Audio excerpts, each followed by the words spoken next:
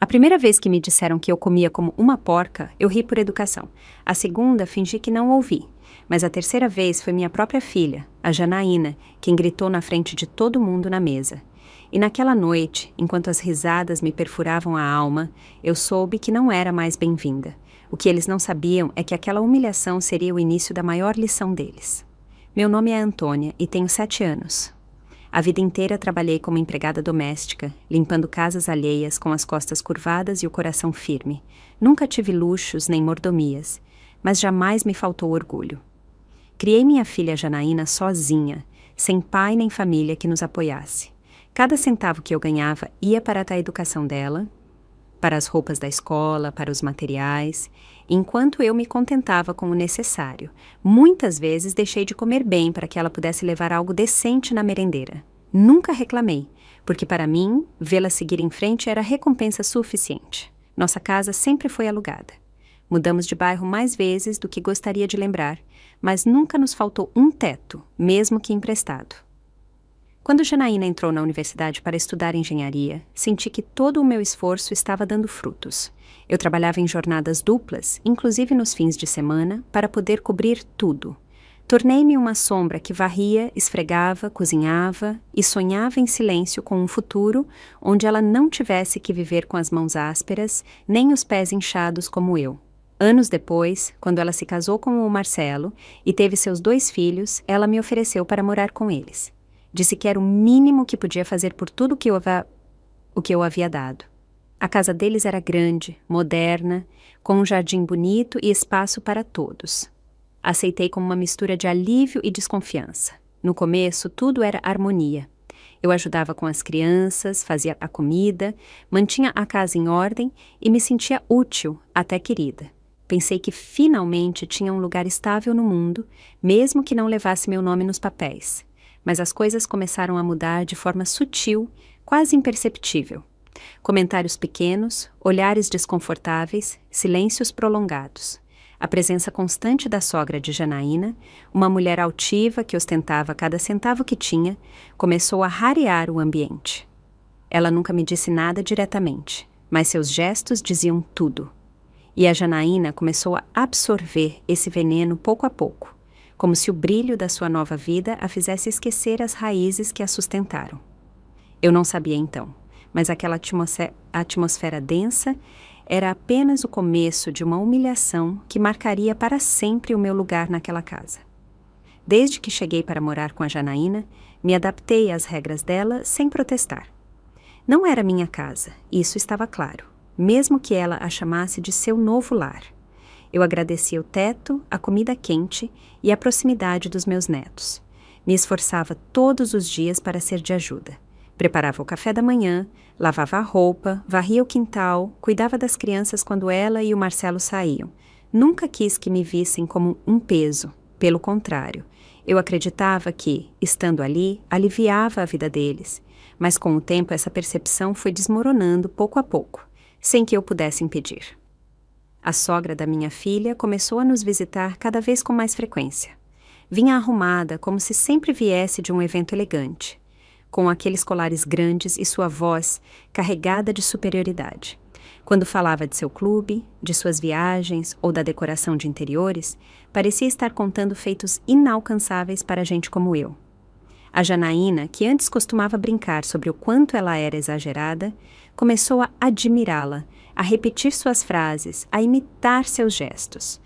No começo, pensei que era apenas um desejo de agradá-la, mas depois notei algo mais profundo, uma vergonha silenciosa quando falava de mim na frente dela. Uma tarde, enquanto brincava com as crianças no jardim, eu as ouvi da cozinha. Não era minha intenção, mas suas vozes estavam tão perto que não pude evitar. A sogra dizia com aquele tom que se disfarça de riso: "Claro, você tem bom gosto, mas com alguém como sua mãe em casa, o contraste é visível, não é?" Janaína respondeu com uma gargalhada abafada, sem me defender, sem desmentir. Senti uma pontada no peito, uma mistura de decepção e resignação. Percebi que para elas eu não era a mulher que trabalhou a vida inteira para que a Janaína chegasse onde está. Eu era apenas uma presença que destoava da nova imagem que ela queria projetar. A partir desse dia, as coisas mudaram. Pediam-me para não sair com roupas descuidadas se houvesse visitas, para não servir os pratos quando havia convidados, para ficar com as crianças enquanto eles desfrutavam na varanda. E eu, embora magoada, aceitava cada indicação. Pensava que talvez fosse o normal, que talvez estivesse sendo muito sensível, mas algo em meu interior começava a se quebrar e eu ainda não sabia que o pior estava por vir. Uma noite que ficaria gravada na minha memória como a ferida mais cruel que uma filha pode infligir à sua mãe. Essa noite chegou como qualquer outra. A mesa estava posta com esmero. As crianças corriam de um lado para o outro e o cheiro da comida recém-feita enchia a casa. Eu havia preparado um ensopado que o Marcelo adorava e um creme de abóbora suave para os pequenos. Me esforcei como sempre, sem esperar aplausos, apenas por costume, por carinho. A sogra da Janaína também estava convidada. Havia trazido uma garrafa de vinho caro e falava como se estivesse em um programa de televisão, fazendo comentários sobre o que era de bom gosto e o que era vulgar na culinária mineira. Sentamos todos para jantar. Eu me limitei a servir, como já havia se tornado costume, e ocupei meu lugar no final da mesa. Comi em silêncio, tentando não interromper as risadas, nem as conversas que giravam em torno de assuntos dos quais eu claramente não fazia parte. Em um momento, enquanto provava meu segundo prato, a sogra soltou entre risadas. É curioso, não é? Os que mais comem são sempre os que menos têm, como se guardassem comida para o caso de o mundo acabar. Todos riram, inclusive Janaína, inclusive Marcelo. Eu abaixei o olhar com um sorriso desconfortável, esperando que o comentário se diluísse, mas não. Janaína, me olhando com aquele gesto que eu não reconhecia, soltou com voz zombeteira. Ah, mãe, já chega! Você come como uma porca, não tem vergonha? A gargalhada geral foi imediata. Até as crianças riram, repetindo a palavra porca sem entender completamente. Eu fiquei imóvel. A colher tremia mal entre meus dedos e o sabor da comida virou cinza na minha boca. Nenhum notou a mudança na minha expressão. Ninguém reparou no silêncio que caiu sobre mim como uma laje. Não disse nada, nem uma única palavra. Apenas terminei de mastigar. Engoli com dificuldade e continuei comendo como se não tivesse ouvido nada. Aquela noite, fui dormir sem dizer boa noite. Fechei a porta do quarto que me haviam designado no fundo do corredor e me sentei na beira da cama. As paredes pareciam mais frias, mais estreitas. Pela primeira vez em muito tempo, senti que não pertencia mais àquele lugar, nem àquela casa, nem àquela família, nem àquela vida. E enquanto ouvia as risadas abafadas do outro lado da porta, soube que algo dentro de mim havia mudado para sempre. Mas eu não ia chorar, não ia gritar, não ia fazer um escândalo, apenas ia esperar, porque algo me dizia que não demoraria muito para que eu tomasse uma decisão que mudaria tudo. Na manhã seguinte, ninguém mencionou o ocorrido no jantar. Era como se aquela humilhação jamais tivesse existido. Janaína me pediu para estender a roupa. Marcelo me cumprimentou com um beijo na testa como se nada tivesse acontecido, e as crianças me abraçaram, sem entender a rachadura que havia se aberto na noite anterior. Eu agi com normalidade, com uma calma que não era paz, mas resignação. Lavei os pratos do café da manhã, recolhi os brinquedos do chão e preparei o almoço com o mesmo esmero de sempre. Mas por dentro algo havia começado a se apagar, algo que eu não sabia se podia voltar a acender. Naquele dia, me observei no espelho do banheiro por mais tempo do que o habitual. Meu reflexo me devolveu uma imagem que já não me era tão familiar.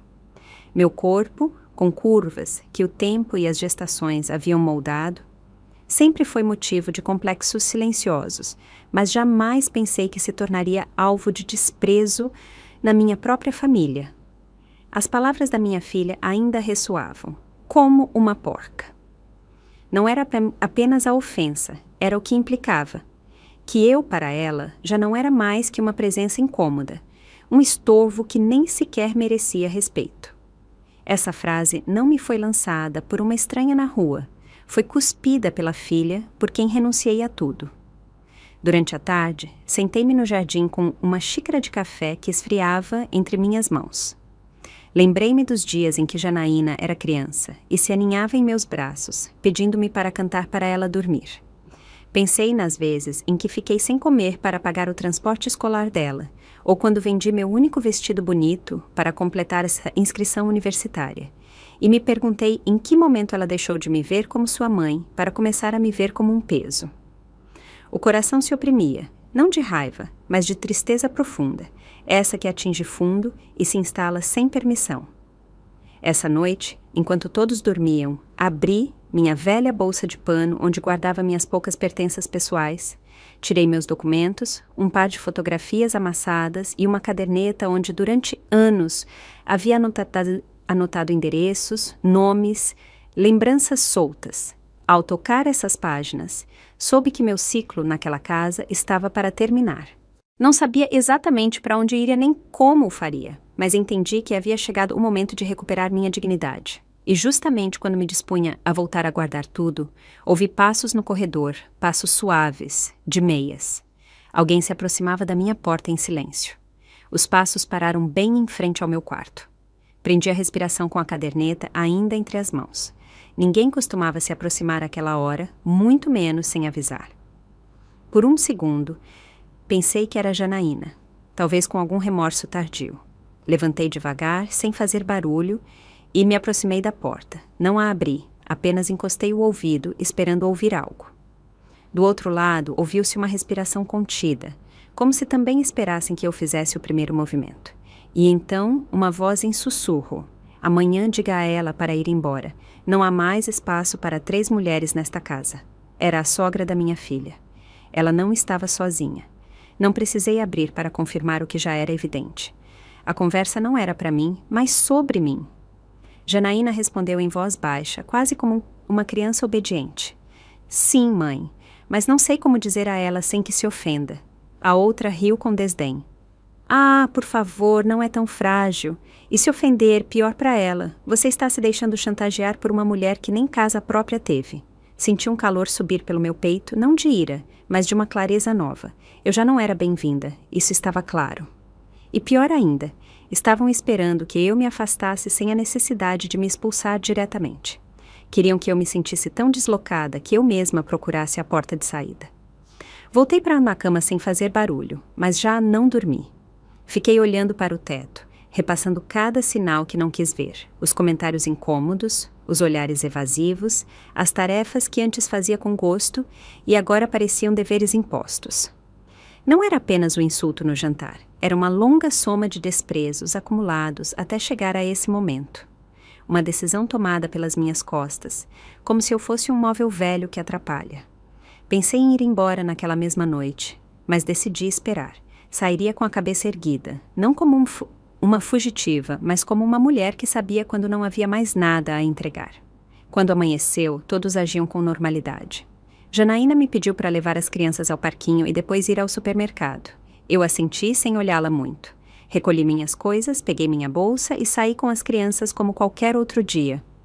Mas naquela manhã, enquanto cruzava a rua com os pequenos de mãos dadas, senti algo diferente no ar. Algo como um encerramento, como se o mundo estivesse me empurrando com delicadeza para dar um passo para fora daquela casa para sempre. O que eu não imaginava era que naquela mesma saída, o destino me colocaria diante de alguém que mudaria o rumo de tudo.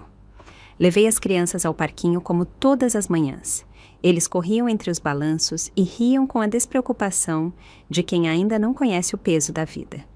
Sentei-me em um banco à sombra de uma árvore, com um olhar fixo, mas vazio. Pensava em tudo o que havia ouvido na noite anterior e, embora por fora mantivesse a compostura, por dentro já não restava nada que me prendesse àquela casa. Não tinha medo, nem tristeza. O que sentia era uma calma estranha, como se finalmente algo tivesse se encaixado dentro de mim. Eu havia dado o melhor de mim e agora era hora de soltar. Quando voltávamos do parquinho, passamos pela mesma rua de sempre, com seus pequenos comércios e suas fachadas pintadas com cores desbotadas pelo sol. Em uma esquina, uma mulher idosa tropeçou ao descer da calçada e deixou cair uma sacola com frutas. Sem pensar, me aproximei para ajudá-la. Obrigada, filha, ela me disse com um sorriso caloroso, enquanto massageava o pulso. Tinha um rosto amável e um andar lento, como o de alguém que viveu muito. Perguntei se estava bem e, ao notar que ela mancava, me ofereci para acompanhá-la até sua casa. Ela aceitou sem hesitar. Seu lar era modesto, mas limpo, com vasos na entrada e uma mesa de madeira gasta na sala de jantar. Ela me ofereceu um chá, enquanto as crianças brincavam com umas bolinhas de gude velhas que encontrou em uma caixa. Conversamos por um tempo e, entre uma coisa e outra, ela me contou que morava sozinha desde que sua filha foi para o Nordeste com a família do marido. Disse que às vezes sentia medo à noite e que sua vista já não lhe permitia fazer muitas coisas. Sem rodeios, soltou. Você trabalha? Contei brevemente minha história, sem entrar em detalhes. Ela me olhou com uma mistura de ternura e urgência. Se você quisesse me ajudar algumas horas por dia, eu pagaria com prazer. Não é muito, mas para mim seria um alívio. Aquela proposta me caiu como um sinal. Não era o trabalho que me comovia, era o modo como ela disse, com respeito, com humanidade. Assenti com suavidade e lhe dei meu número em um papel. Nos despedimos com um abraço curto e sincero. Enquanto caminhava de volta para casa com as crianças, soube que aquela oportunidade, por pequena que fosse, era o início de outra coisa. Algo mais meu, algo mais livre. Mas ao chegar em casa, um silêncio denso me recebeu. Ninguém estava na sala. Na cozinha, sobre a mesa, encontrei uma folha dobrada com meu nome escrito em uma letra apressada. A folha estava dobrada com descuido, como se fosse uma nota sem importância. A peguei com mãos firmes, mas o coração batia forte.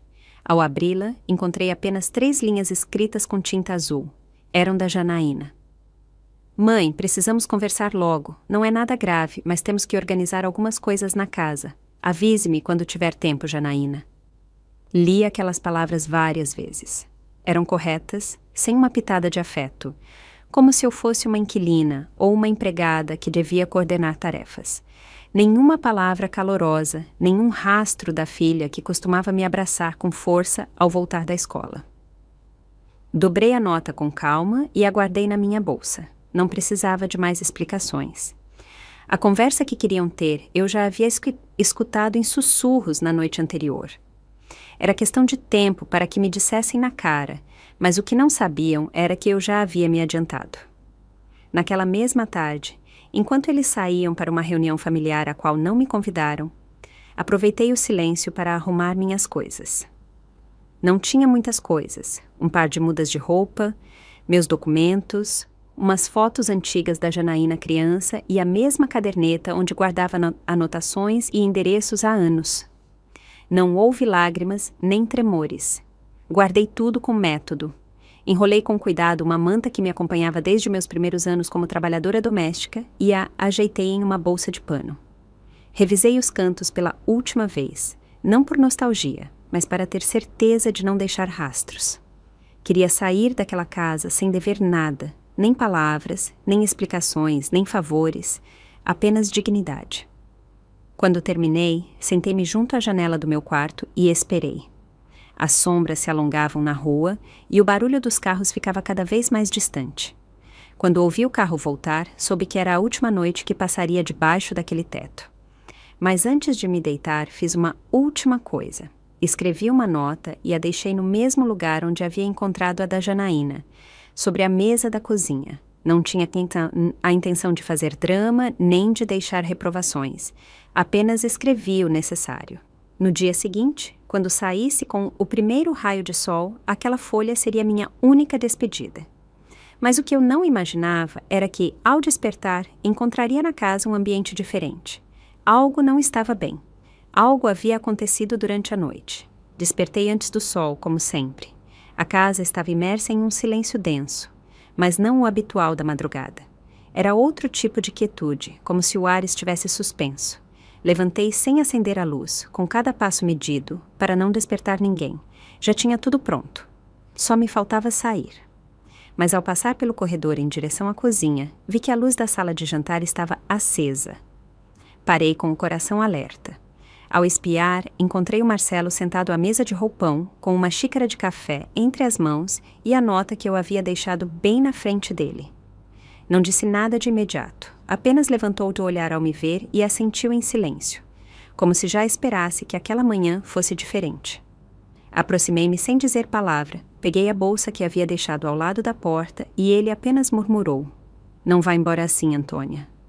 Sua voz não tinha rancor nem surpresa, apenas uma sombra de culpa. Parei um segundo, não por dúvida, mas por respeito. Há tempos que sei que aqui já não há espaço para mim, respondi sem dureza. Ele abaixou o olhar, incapaz de me contradizer. A cumplicidade silenciosa entre ele e a Janaína, a risada deles no jantar, a indiferença constante. Tudo já havia sido dito. Não houve tentativa de me deter. Ninguém subiu as escadas para procurar a Janaína.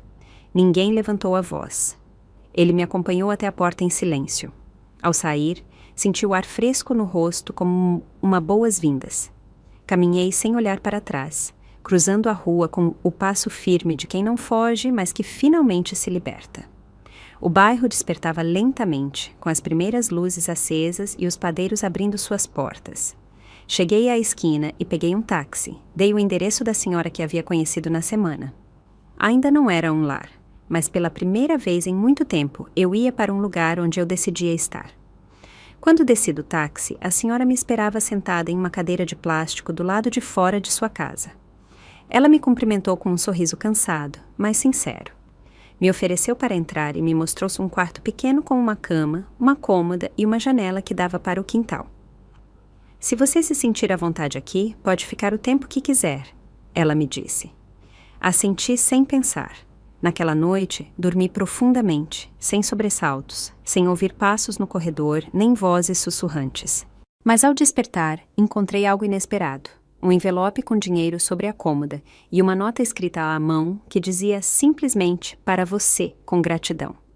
Dormir naquela cama simples foi como abraçar o silêncio depois de anos de barulho. Não era macia nem nova, mas me senti em paz. Acordei com a luz, filtrando-se pelas cortinas de flores, e por um momento não soube onde estava. Então lembrei.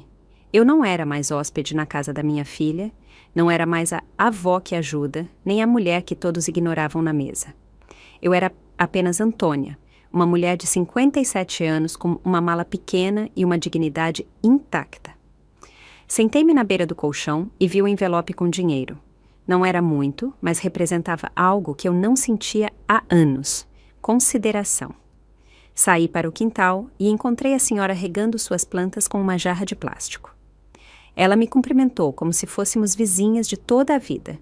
Me ofereceu café e pão doce e, enquanto comíamos, me explicou como eu podia ajudá-la. Ela tinha dificuldade para lavar roupa, cozinhar levava o dobro do tempo e quase não enxergava bem à noite. Não procuro empregada, Antônia, procuro companhia. E se você se sentir à vontade, eu também. Disse com uma naturalidade que me comoveu mais do que qualquer discurso. Não me senti empregada nem um fardo. Me senti útil, em equilíbrio, como se aquela casa simples realmente tivesse espaço para mim. Passei o resto do dia arrumando minhas coisas, limpando um pouco, aprendendo o ritmo do lugar. Não havia relógios nem obrigações estritas, apenas a vida fluindo com calma. Pela tarde, sentei-me na entrada com um caderno em branco que havia levado na mala. Comecei a te escrever, não para deixar um testemunho, mas para esvaziar o coração. Lembrei-me de coisas que acreditava esquecidas. A risada da Janaína criança. Os dias em que ela me dizia, eu te amo, antes de dormir, e como o olhar dela mudou com o tempo, endurecendo. Não havia rancor em minhas letras, apenas nostalgia, daquela que já não dói, mas pesa. Já de noite, enquanto tomávamos um caldo quente que preparei com o pouco que havia na despensa, a senhora me olhou com aqueles olhos tranquilos e disse, dá para ver que você é uma boa mulher. Nem todo mundo cuida como você faz. Não soube o que responder, apenas sorri. Não precisava de mais validações, mas quando fui dormir, já com a casa em silêncio, meu celular vibrou. Uma mensagem da Janaína, curta e seca. Está tudo bem? Não era desculpa nem cobrança, apenas uma pergunta. Mas por trás daquelas 3 palavras vinha uma tempestade que eu não havia antecipado. A mensagem me pegou de surpresa. Está tudo bem? 3 palavras que antes teriam enchido meu coração, mas que agora mal roçavam a superfície. Li várias vezes sem responder, não porque não tivesse o que dizer, mas porque não sabia de onde responder, do amor ferido de mãe, da mulher que se foi sem escândalo, mas com a alma em pedaços. Guardei o telefone na cômoda e apaguei a lâmpada. Aquela noite dormi menos. Não por insônia, mas porque algo em mim começava a se mover, como se as cinzas do passado tentassem se acender novamente. Na manhã seguinte, a mensagem continuava sem resposta. Enquanto preparava o café da manhã, a senhora me perguntou se tudo estava bem. Eu disse que sim. Não quis falar do assunto. Não queria que essa nova vida, tão recente e frágil, se sujasse com velhas dores. Dediquei-me às tarefas do dia. Varri o quintal, lavei a roupa, coloquei flores novas na entrada, mas por dentro a pergunta continuava girando. Por que a Janaína escreveu? Era culpa, solidão, uma forma de testar se ainda podia me acessar sem pedir perdão. Conhecendo-a, não era por remorso. Ela nunca se desculpava. Só queria saber se já podia voltar a me usar. Pela tarde, saí para comprar algumas coisas no supermercado. Não tinha muito dinheiro, mas senti que era hora de começar a me abastecer por conta própria. Enquanto caminhava, vi mães com suas filhas pequenas rindo, discutindo preços, escolhendo frutas juntas. Parei em frente a uma banca de flores e, sem pensar, comprei um pequeno buquê de margaridas. Não eram para ninguém, eram para mim, para lembrar que eu ainda podia me presentear com beleza sem depender de ninguém. Voltei para casa com sacolas leves e passos firmes. Sentia-me no controle, sentia-me nova, mas essa sensação durou pouco. Naquela mesma noite, outra mensagem chegou. Desta vez não era texto, era uma foto. Reconheci de imediato. A sala da casa da Janaína vazia, sem os brinquedos das crianças, sem o vaso de flores que eu costumava encher toda semana, sem minha cadeira. Embaixo, uma frase seca. Saudades. E então eu entendi. Não era saudades de mim, era saudades do que eu fazia. Saudades da presença silenciosa que sustentava a vida dela sem pedir nada em troca. E justamente quando pensei que não responderia, a tela se iluminou outra vez, uma nova mensagem, mas desta vez não era dela, era do Marcelo. A mensagem do Marcelo era breve, mas direta. Janaína não está bem, a casa também não. As crianças perguntam por você, podemos conversar? Li com a testa franzida, não por raiva, mas por uma estranheza que não soube nomear. Marcelo nunca foi homem de palavras. Sua linguagem eram os gestos. Deixar o prato sujo, levantar as sobrancelhas quando algo não lhe agradava, me ignorar com a mesma facilidade com que ligava a televisão. Que agora ele me procurasse, não em nome próprio, mas como porta-voz da minha filha, me pareceu revelador. A estabilidade do lar deles dependia mais de mim do que eles mesmos estavam dispostos a admitir. Naquela noite, não dormi bem. Levantei 2 vezes para pegar água. Espiei o quintal. Arrumei por impulso os potes da despensa. O corpo estava em calma, mas a mente ia e vinha entre lembranças e perguntas. O quanto uma casa podia balançar sem mim? O quão difícil era para a Janaína lidar com os filhos, os horários, as próprias emoções sem alguém que lhe servisse de base invisível. Pensei em como eu levantava antes de todos. Deixava o café da manhã preparado, passava os uniformes, varria os brinquedos, tudo sem pedir agradecimentos. Agora, esse silêncio pesava, não para mim, mas para eles. No dia seguinte, a senhora notou algo no meu olhar. Não disse nada, apenas me serviu uma xícara de café maior do que o habitual e pôs a mão sobre a minha por um segundo. Foi o suficiente, não era preciso falar. Senti que estava no lugar certo. Não precisava justificar meu passado, nem demonstrar meu valor. Já havia aprendido a não correr quando alguém me chamava do vazio que eles mesmos provocaram. Por isso, não respondi à mensagem do Marcelo. Segui com meu dia como estava planejado. Ajudei a dar banho na senhora, cozinhei arroz com lentilha e varri as folhas secas do quintal com uma satisfação que há anos não sentia. Mas pela tarde, quando fui ao centro comprar uns remédios, parei de repente em frente a um banco do parque. Sentada ali, com o cabelo bagunçado e os olhos vermelhos, estava Janaína, sozinha, sem bolsa, sem crianças, sem maquiagem, apenas com seu celular em uma mão, olhando-o como se pesasse mais do que todo o seu corpo. Ela me viu e, em vez de se levantar ou correr em minha direção, abaixou o olhar, como se de repente já não soubesse como encarar a mulher que um dia chamou de mãe e que agora parecia uma estranha com a dignidade intacta. Fiquei de pé a alguns metros, observando a Janaína sem me mover. Havia passado tanto tempo desde a última vez que a vi assim, vulnerável, desarmada, mas não senti pena.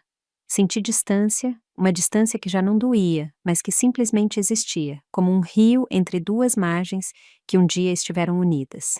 Ela levantou o olhar finalmente, e nossos olhos se cruzaram. Não houve lágrimas.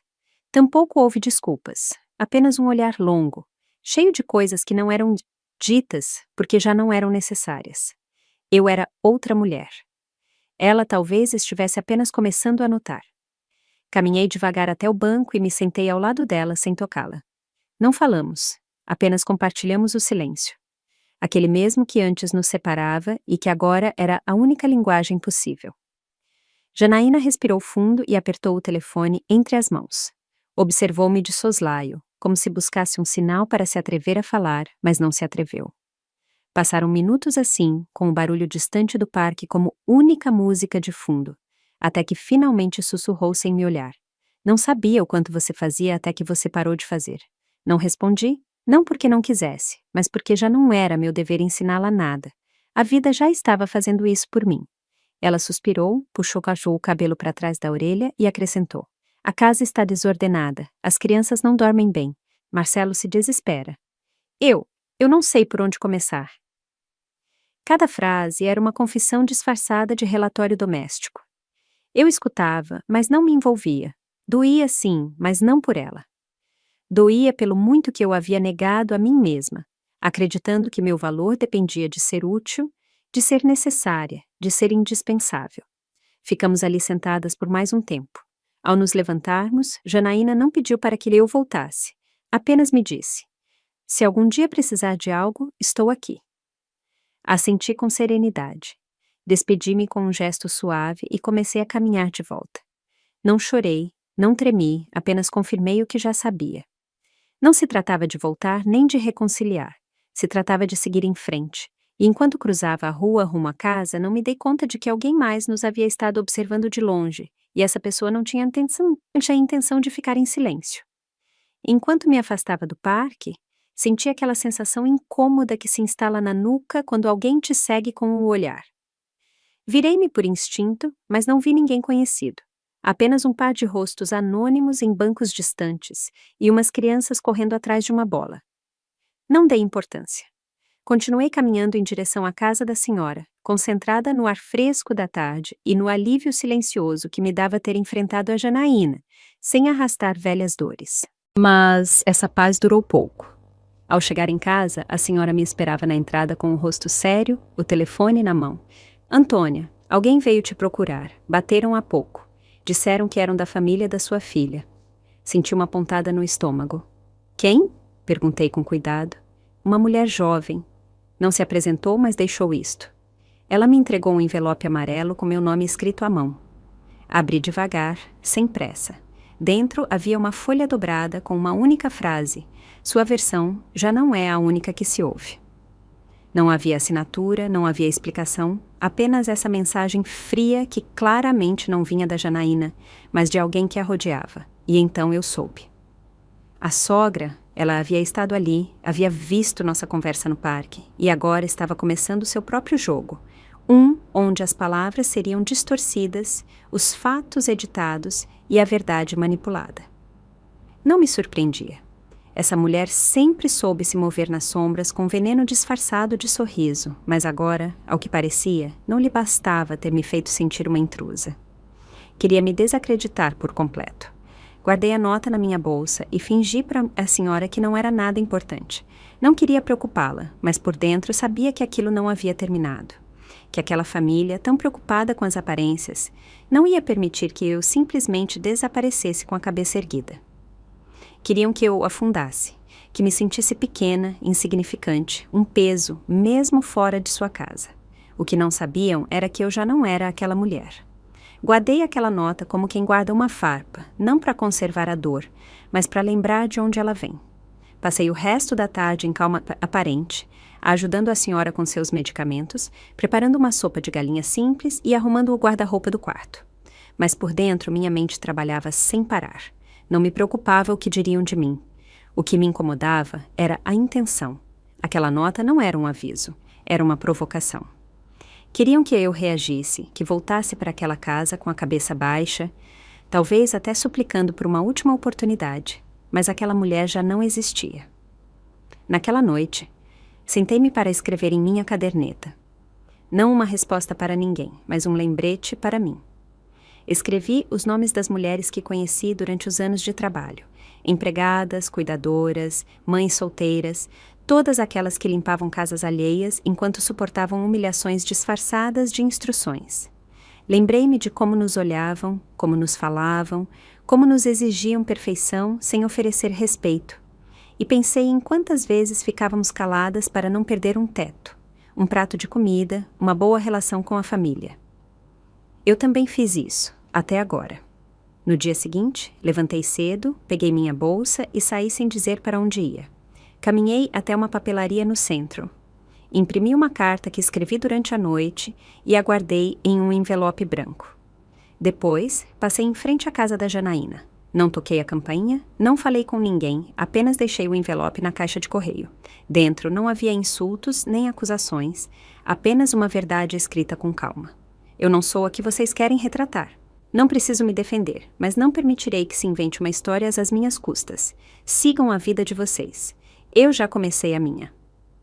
Voltei para casa com a tranquilidade de quem faz o certo, não por orgulho, mas por respeito próprio. Mas ao chegar, a senhora me esperava no quintal com o rosto tenso. Ligaram para você, ela disse. Não deixaram nome, mas disseram que isso apenas começou. O tom de voz dela me arrepiou a pele. Era claro que não iriam desistir. E embora eu estivesse pronta para qualquer coisa, não esperava que o próximo passo viesse não da Janaína nem da sogra dela, mas de alguém ainda mais inesperado. Naquela tarde, enquanto varria as folhas do quintal, uma voz me chamou do portão. Não era familiar. Ao me virar, vi um homem mais velho, de rosto envelhecido e olhar esquivo. Vestia uma camisa amassada e segurava um chapéu entre as mãos como se pesasse. Antônia? Perguntou com cautela. Levei alguns segundos para reconhecê-lo, mas o passado tem formas precisas de se esgueirar pelas frestas. Era Gabriel, o pai da Janaína, o homem que me deixou quando a filha ainda não sabia andar, que desapareceu sem dar explicações nem olhar para trás. Não soube o que dizer, apenas o observei em silêncio, tentando entender o que ele fazia ali depois de tantos anos.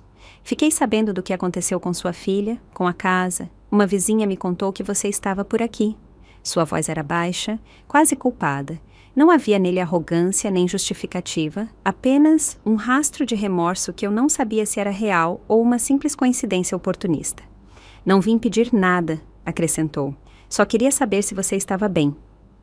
Essa frase, tão parecida com a que havia recebido por mensagem da Janaína, não me causou ternura.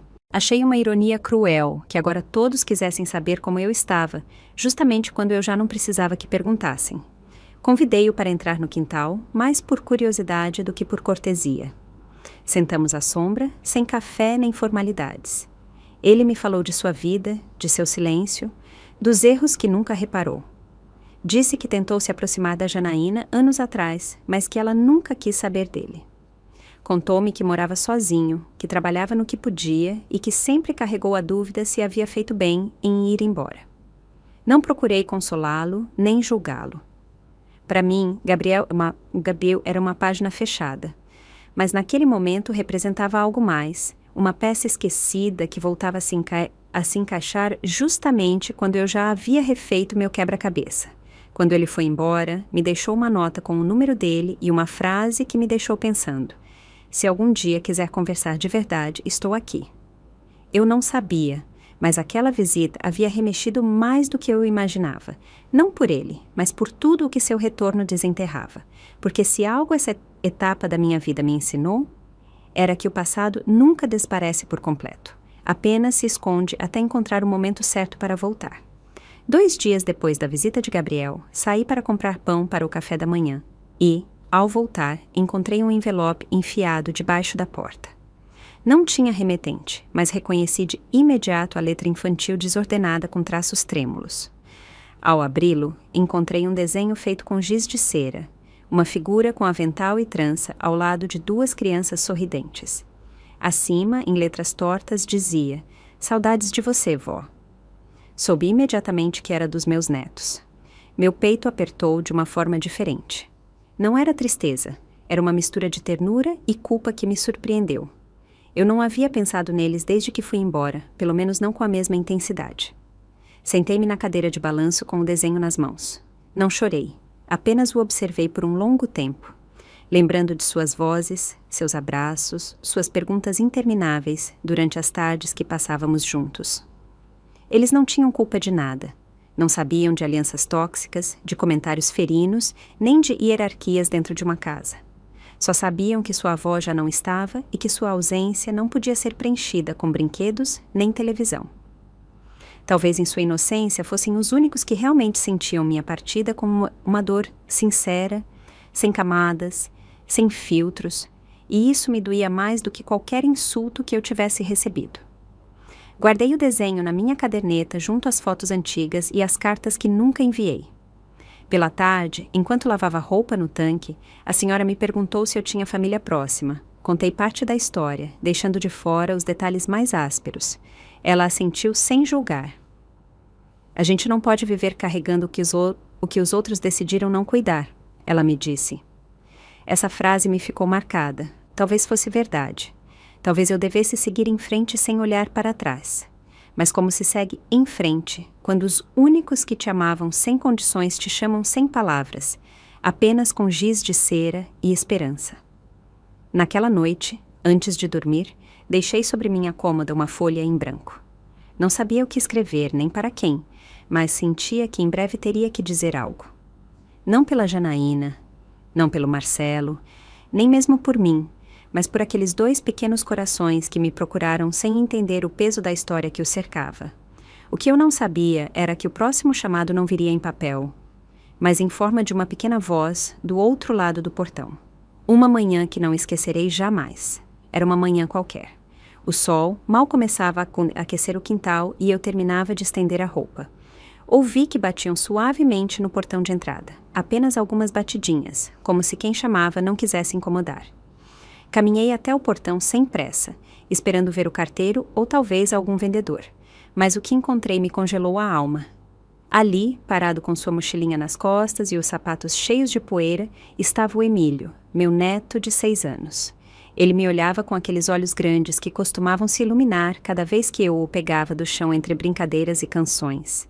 Vó, não diga à mamãe que eu vim, sussurrou como se temesse que o vento o delatasse. Eu o abracei sem pensar, com aquele instinto que só o amor verdadeiro reconhece. Ele estava agitado, com as bochechas vermelhas pelo sol e a respiração rápida. Perguntei como ele havia chegado e me disse que havia seguido o entregador de pão desde a rua dele, lembrando o caminho de uma vez que veio comigo. Só queria te ver, disse, e suas palavras me dilaceraram. Não sabia se o abraçava mais forte ou chorava em silêncio. Ele não vinha buscar consolo. Vinha me lembrar que eu também era lar. Eu o fiz entrar. Dei-lhe água fresca e um pão que acabara de assar.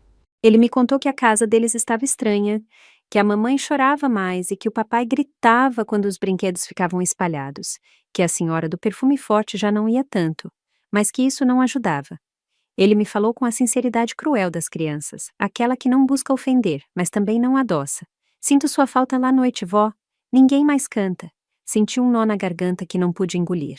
Eu havia acreditado que, afastando-me, os protegia das tensões dos adultos. Mas os vazios também são herdados, também são sentidos e às vezes se multiplicam. Fiquei com ele mais um pouco, acariciando o cabelo, dizendo que tudo ficaria bem, embora não soubesse como. Mas enquanto pensava em como levá-lo de volta sem causar mais conflito, a senhora saiu para o quintal com o telefone na mão e o rosto pálido. É sua filha. Diz que o menino fugiu e que está vindo para cá. O coração me deu um salto. Não sabia como a Janaína reagiria ao me ver com o Emílio, mas algo me dizia que esse reencontro não seria suave e que o que seria dito em frente àquele portão teria consequências que já não poderiam ser desfeitas. O som do carro freando bruscamente cortou minha respiração. Da janela, vi a Janaína descer com o rosto desfigurado, o cabelo meio preso e os olhos esbugalhados. Ela bateu no portão com força e gritou o nome do Emílio. Saí imediatamente com o menino ainda ao meu lado e a vi se quebrar em 1000 pedaços ao comprovar que ele estava são e salvo. O que você estava pensando? Gritou enquanto o abraçava com uma mistura de alívio e raiva. Emílio não chorava, apenas se agarrava-lhe à mãe E depois me olhava como se pedisse permissão para não se sentir culpado. Janaína me lançou um olhar seco, cheio de palavras contidas. Por que você não me ligou assim que o viu? Respirei fundo antes de responder. Porque não quis assustá-lo. Ele chegou sozinho, com medo e com fome. O rosto dela endureceu. Tentava se manter firme, mas seus olhos a delatavam. Você não faz mais parte da nossa vida. Soltou de repente, como se isso pudesse fechar tudo, mas sua voz tremia. Não era uma ordem, era uma súplica disfarçada. Você não pode se meter toda vez que as coisas saem do controle. Observei-a em silêncio. Não precisava me defender. A cena falava por si. O filho dela havia cruzado ruas e avenidas sozinho para me procurar. Como se ignora uma mensagem assim? A senhora discreta, mas firme, permaneceu na porta, pronta para intervir se algo saísse do controle. Janaína tentou se recompor. Pegou Emílio pela mão e me deu as costas, mas antes de entrar no carro, parou. Não quero que aconteça de novo. Não quero que meus filhos continuem pensando que você é a única que os ouve. Não respondeu à sua própria repreensão. Apenas a soltou no ar como quem deixa cair uma pedra em um poço. Fiquei imóvel, observando como se afastavam. Emílio colocou a cabeça para fora da janela traseira e me mandou um beijo com a palma da mão. Foi a única despedida que eu precisava. Voltei para dentro com a calma quebrada e a dignidade intacta, mas algo em mim começou a balançar, não pela cena, mas pelo que revelava. Janaína estava perdendo o controle. Sua casa já não era um refúgio, e embora se negasse a aceitar, seu mundo estava desabando. O que eu não imaginava era que no dia seguinte receberia uma visita que não buscava confronto, mas ajuda. E essa visita traria uma verdade que mudaria completamente minha forma de ver o que eu havia vivido. A manhã seguinte amanheceu nublada, com aquele céu cinzento que parece pressagiar algo importante. Eu estava limpando a cozinha quando ouvi 3 batidas suaves na porta. Não esperava ninguém. Abri com cautela e me surpreendi ao ver o Marcelo. Ele levava uma mochila pendurada no ombro e os olhos cansados. Não trazia soberba, nem autoridade, nem aquele tom indiferente que costumava usar comigo. Apenas um gesto derrotado, como se os dias pesassem mais do que ele podia admitir. "Posso entrar?" perguntou. E pela primeira vez em anos, sua voz não me incomodou. Assenti em silêncio e o convidei a sentar-se na mesa da cozinha. Não deu rodeios. Falou-me da Janaína, de suas raivas, de seu orgulho que às vezes a sufocava. Disse que desde que eu fui embora, tudo havia mudado, que a casa já não funcionava, que as crianças estavam mais inquietas e que a sogra da Janaína, em vez de ajudar, só havia semeado discórdia. "Não venho para te convencer de nada", disse, olhando sua xícara vazia. "Só quero que saiba que não te culpamos, embora pareça o contrário." Fiquei calada. Não precisava de desculpas, mas também não queria fechar as portas para quem, pela primeira vez, vinha sem escudo. Então, ele abaixou o olhar e deixou algo sobre a mesa. Uma folha com uma assinatura em tinta preta. Era um consentimento para que eu pudesse buscar o Emílio e a Valéria na escola, em caso de necessidade. "Não é para agora, é para caso precise. Eles sentem sua falta e não sabemos se um dia vamos conseguir dar conta de tudo." Observei-o sem tocar no papel. Não me comoveu o gesto. Me surpreendeu sua honestidade. Era a primeira vez que alguém naquela família reconhecia que eu não era substituível. Que, para além dos atritos, eu havia deixado um vazio real. Marcelo se despediu sem pedir resposta. Deixou-me o papel e saiu como entrou, com os ombros baixos e a alma em conflito. Sentei-me na mesma cadeira onde tantas vezes os esperei com o jantar quente. E enquanto observava aquela folha sobre a mesa, entendi que o tempo não só havia curado feridas, mas também havia aberto os olhos de todos. O que eu não imaginava era que, naquele mesmo dia, à tarde, receberia uma ligação. Não da Janaína nem do Marcelo, mas de alguém que me devia uma desculpa, embora nunca a admitisse em voz alta. A ligação entrou logo depois da sesta, enquanto a senhora dormia e eu tricotava sentada junto à janela. Não reconheci o número, mas algo no pressentimento me impulsionou a atender. Do outro lado, uma voz seca e familiar. "Antônia, é a Teresa." Levei um segundo para identificá-la. A sogra da Janaína. Aquela mulher que durante anos me olhou como se eu estivesse abaixo do mundo dela. Agora, me ligava sem rodeios, sem jogos. "Preciso falar com você." Disse, sem pedir permissão, sem usar cortesia, mas também não soava como antes. Havia algo diferente em seu tom, algo mais parecido com o temor do que com o poder. Nos encontramos em uma cafeteria no centro. Ela chegou pontual, vestida como sempre, elegante, maquiada, com aquela presença ensaiada, mas seus olhos não tinham brilho. Não pense que vim para te pedir desculpas. Começou, sem me olhar diretamente. Só queria te dizer que a situação com a Janaína saiu do nosso controle. Limitei-me a escutar. Ela continuou, reconhecendo que talvez suas opiniões, seus conselhos e sua maneira de se intrometer não ajudaram. Pensei que se você fosse embora, as coisas se ajeitariam, mas foi o contrário. A casa desmoronou. Deixei-a falar, não porque acreditasse em seu arrependimento, mas porque suas palavras já não me afetavam como antes. Agora a via com outros olhos, não como inimiga, mas como mulher, uma mulher acostumada a controlar tudo, e que agora, diante do caos, não sabia como reparar o dano que ajudou a semear. Não estou aqui pela Janaína, confessou no final. Estou aqui pelas crianças, porque eles sim sabem quem você é, embora nós adultos estejamos cegos.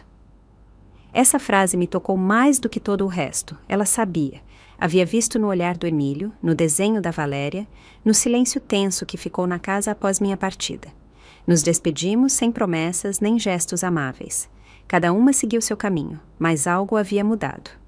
Aquela mulher, que antes parecia intocável, havia descido de seu pedestal para reconhecer, mesmo que pela metade, que eu era mais do que uma sombra naquela casa.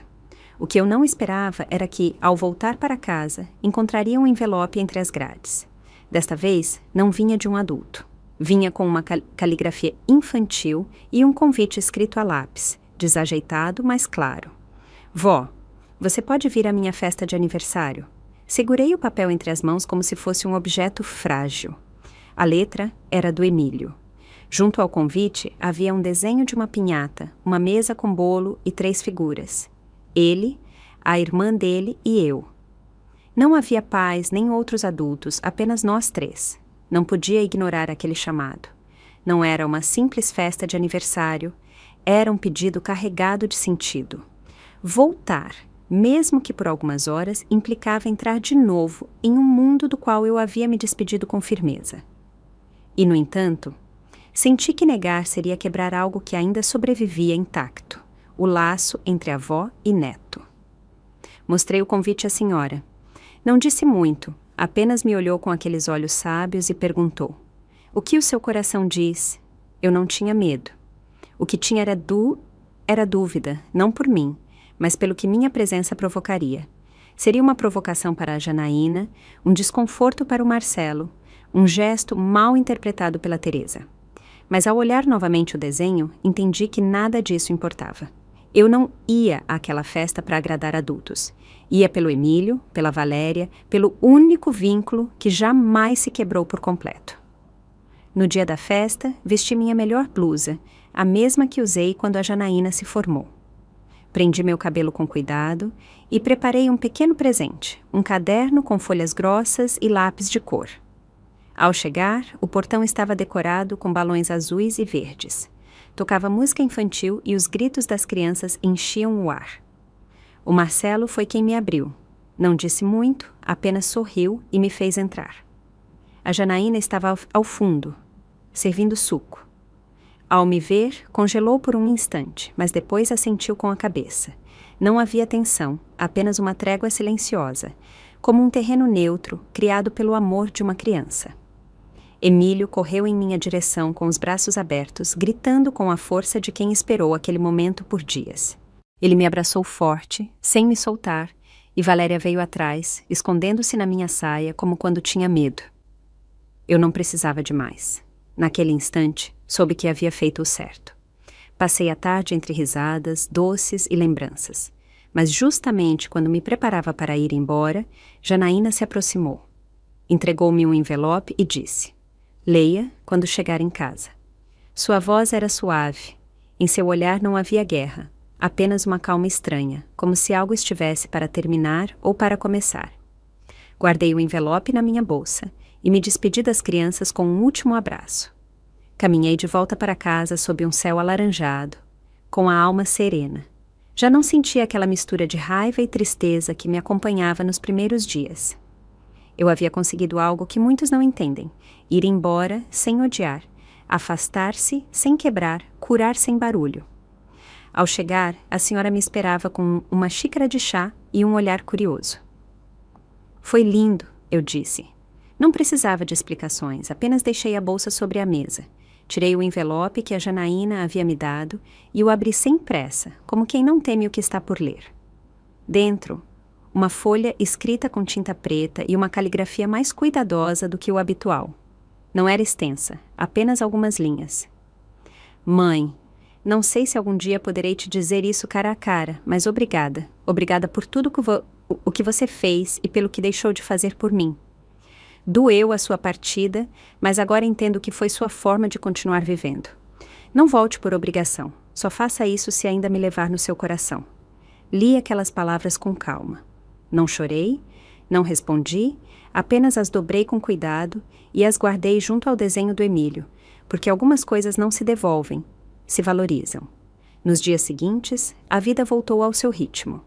Continuei trabalhando com a senhora, cozinhando, limpando, escrevendo em minha caderneta. Mas algo em mim era diferente, mais leve, mais forte. Percebi que já não esperava nada de ninguém, e, no entanto, havia recebido tudo: respeito, carinho, reconhecimento, não com aplausos, nem desculpas públicas, nem grandes gestos, mas no simples, em uma pinhata, em uma nota, em uma cadeira que agora estava cheia, mesmo que fosse em outra casa. Às vezes, passo em frente à casa da Janaína, não entro, não toco a campainha, apenas sigo em frente, sabendo que deixei ali uma parte da minha vida, mas que o melhor eu levei comigo, porque no final não foi ela quem me expulsou, fui eu quem decidiu que merecia mais. E por isso, hoje posso dizer sem medo, sem vergonha e com a alma em calma: não tenho casa própria, mas tenho paz. E isso, para uma mulher como eu, vale mais do que qualquer teto. E chegamos ao fim de mais uma história da vida com Vozes de Maria. O que essa história fez você sentir? E se fosse com você, o que teria feito? Me conta nos comentários. Eu adoro ler o que vocês pensam. Se essa história tocou o seu coração, deixa o seu like e se inscreve no canal. E se você realmente quiser me apoiar, pode me enviar um super thanks. Esses gestos me ajudam muito a continuar trazendo essas histórias com muito amor e carinho para você. Na tela você vai encontrar mais 2 histórias sinceras e profundas, que tocam o coração e nos ensinam lições valiosas sobre a vida. São histórias que emocionam, ensinam e fazem refletir. Obrigado por existir e por estar aqui comigo. Te espero na próxima história de vida aqui no Vozes de Maria.